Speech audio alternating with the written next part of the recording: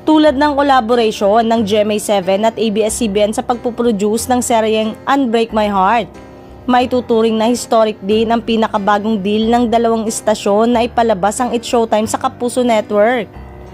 Ang nasabing noontime show, ang papalit sa slot na bakante ng tahanang pinakamasaya na nawala sa ere.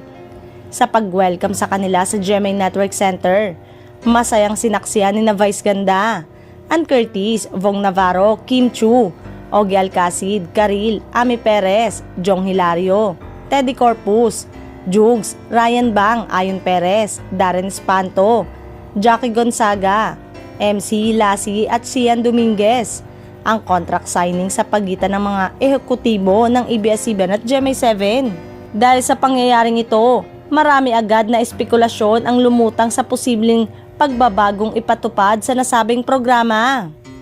Abang na abang din ang madlang people sa kapalaran ng former Kapuso turn Kapamilya star kung muli silang makakatapak o mabibigyan ng royal treatment sa kanilang dating tahanan tulad ni Janine Gutierrez, Paolo Avellino, Lovie Poe, Regine Velasquez, Richard Gutierrez, JC De Vera, Jonah, Isa Calzado at iba pa.